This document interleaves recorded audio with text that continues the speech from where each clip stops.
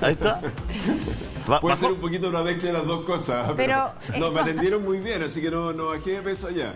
Ya, pero se le ve más delgado. Oiga, vamos a partir, Monse, hablando de las ferias libres. Así es, ahí... Ah, pero antes la fiesta, Así es, veíamos recién, alcalde, una serie de fiscalizaciones. Sí. Parece ser que todavía ustedes en Las Condes han pesquisado con las fiscalizaciones casos bien particulares. ¿Qué fue lo que pasó en un hotel? Mira, no fue un hotel en realidad, Monse. Es un edificio de departamento normal, digamos, en Avenida Kennedy. Y aparentemente uno de los departamentos de ese edificio se arrendaba como apart hotel. A ver, pasó lo siguiente, llegaron denuncias por ruido molesto. Esto fue a plena luz del día, si fue ayer en la tarde. A plena luz del día llegaron denuncias de ruido molesto.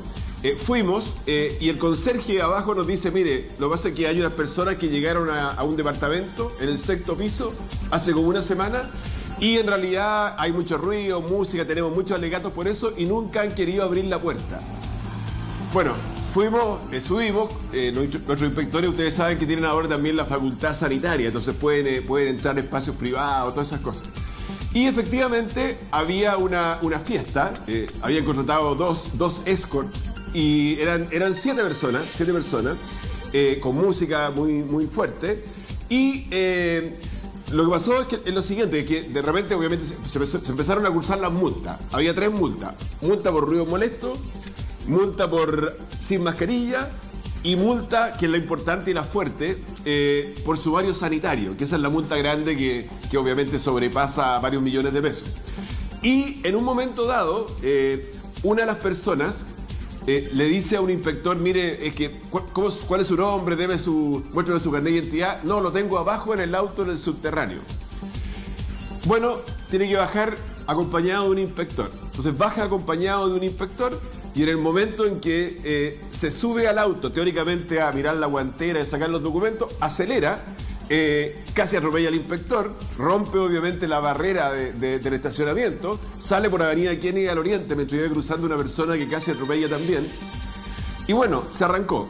Y cuando nuevamente fue interrogado el dueño de casa, entre comillas, dice, mire, sí, lo que pasa es que se arrancó porque esa persona ya tiene un sumario sanitario anterior, al igual que yo, dice él, por infringir el toque de queda. Entonces probablemente se asustó porque es reiteración y arrancó. Esa fue la explicación que dio. La verdad, una situación bastante insólita. ¿Y cuáles son las sanciones para esta gente? Porque ahí está, o sea, gente que ya hace fiestas, todo, no respeta nada. Cuando precisamente la gente está tomando conciencia, uno ve que en la generalidad, que los ciudadanos están tomando conciencia hace 4 días, que ha bajado la movilidad, ¿no es cierto? De una u otra forma está surtiendo efecto esto de tomar conciencia y resulta que este hombre hace una fiesta. Muy lamentable, Julio César. Efectivamente se ha notado una baja de movilidad desde el lunes, estos 4 días. Ahora, en este caso, las multas que nosotros cursamos son multas sanitarias. Lo normal es 2,5 millones de pesos. Ya van varias de esas multas.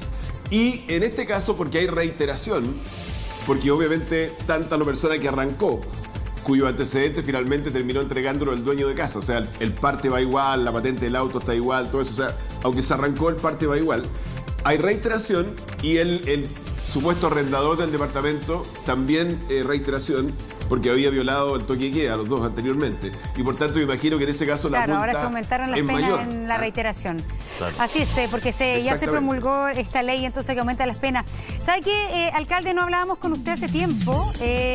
Y de hecho la última vez que hablamos cuando el ministro Mañalich era ministro de Salud. ¿Qué le ha parecido a usted que hoy día estemos juntos, el tono del ministro París? ¿Usted cree que este tono ha contribuido realmente a un mejor ambiente dentro de lo que se necesita para combatir la pandemia? ¿Nota que hay algo distinto, que se ha generado algo distinto por el cambio de ministro? Sin duda que sí. El tono del ministro París de partida a mí me gusta mucho, en el sentido que es un tono más tranquilo, más como moderado. No se mete en las polémicas, así de repente, ¿te acuerdas que con el ministro Mañalich, en el caso de los alcaldes, hubo de repente unas polémicas muy fuertes, frases muy categóricas? El ministro París nunca cae en eso. tiene una característica que a mí me gusta mucho y creo que podría aplicarse en otros ámbitos, no solo en la salud, que es una persona como de Estado, digámoslo así. ¿En qué sentido digo de Estado? Que es una persona que se mueve en diferentes ambientes políticos, que no viene de un sector propiamente tal de derecha. Si bien trabajó en el programa del presidente Piñera, colaboró con Michelle Bachelet, fue presidente del Colegio Médico, o sea, tiene como una visión del país que no es desde una trinchera. Y eso es muy bueno para ministerios como salud, ministerios como educación, varios más en que son perspectivas como de largo plazo y de unidad. Y por supuesto que los cambios que ha hecho a mí me parecen muy bien. Yo mencionaría algunos cambios que uno podría decir de imagen y otros cambios más de fondo. En lo de imagen... Antes de eso, es decir, con lo que está diciendo usted, claramente uno deduce de sus palabras que aquí el cambio para usted era fundamental. Está hablando de alguien que tiene visión de Estado versus alguien que al parecer estaba en la trinchera política, trincherado como el ministro Mañalich. Está hablando de alguien que está dialogando con ustedes los alcaldes y que antes le costó mucho dialogar. Entonces, finalmente, ¿usted cree que de alguna manera estaríamos en una situación distinta si se hubiese cambiado el estilo o el ministro antes de lo que se lo cambió?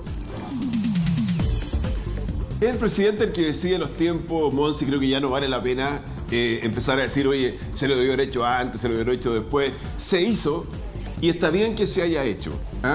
Y digo el cambio de imagen en el siguiente sentido, que es que el reporte diario, bueno, obviamente que es diferente, es distinto. Tú ves el hecho que esté de repente el rector de la Universidad de Chile, que esté una representante de las enfermeras, que hayan estado 2 alcaldes, y me imagino que habrá otros que van a estar en los próximos días. Le da como una cosa distinta, que de repente incluso haya otros ministros, como la ministra de Transporte o la Katy Martorell. Obviamente que por una cosa, que yo creo que efectivamente hay un tema de fondo ahí, y yo recuerdo haberlo mencionado en Chilevisión, no sé si tú estabas en ese momento en tu cuarentena, Monse, pero que es que cuando lo que se hacía anteriormente con el ministro Maña y los 2 subsecretarios era muy en la onda de la salud, o sea, se enfocaba la batalla, entre comillas, contra el COVID en cuántas camas quedan, cuántos ventiladores disponibles tenemos. Y la gente, ya. Y siento que faltaba una cosa que ahora está en mucho mayor medida, que es que la batalla no solamente se da en los hospitales, se da en la calle, se da en que nos movamos menos, se da en que cumplamos mejor la cuarentena. Pero y eso estrategia... creo que con las personas que invita, el ministro París le ha dado ese carácter. Pero es una estrategia... Y también hay otros temas de fondo, como el trabajo con la atención primaria de salud. Pero es una estrategia de cómo ver la pandemia. No era una casualidad, esa era la estrategia y esa era la mirada del ministro Mañalich y del gobierno en ese minuto, ¿no es cierto? Precisamente lo que le pedían los alcaldes, muchos estudiosos científicos, muchos pensadores de Chile, era que una pandemia era más que el tema de salud, era más que el virus, ¿no? Era un tema social, era un tema económico, era un tema sociocultural, y resulta que el ministro Mañalich se negó en el tiempo, de una manera bien determinada, ¿no es cierto?, a abrir esa conversación y ese espacio. Pero bueno, le puso una lápida ayer el ministro París con todas las frases que dijo, ¿no? Yo no soy un yes man, yo no soy la continuidad. Bueno, yo creo que es cierto lo que el ministro París ha dicho, porque se insiste mucho en que hay que cambiar la estrategia. Yo creo que el ministro París ha cambiado la estrategia. Obviamente que las estrategias no son que yo voy así y de repente voy así, pero son virajes. Y yo veo el cambio en 2 sentidos.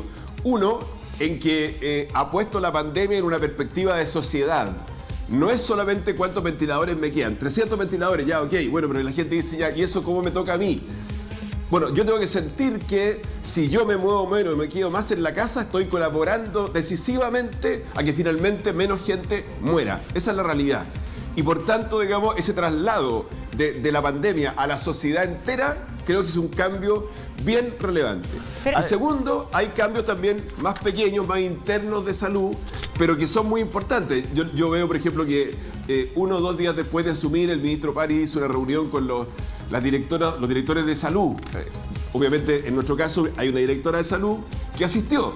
Y a la salida de la reunión, virtual obviamente, me dijo, mira, alcalde, aquí, ahora nosotros vamos a hacer la trazabilidad, ahora vamos a hacer esto. Entonces hay también cambios internos, ¿alcalde?, que son relevantes. Pero hay palabras que dijo el ministro que son de fondo. Una de ellas es limitar las ganancias de la ISAPRE y utilizar esos excedentes para cubrir otras necesidades. ¿Qué le parece?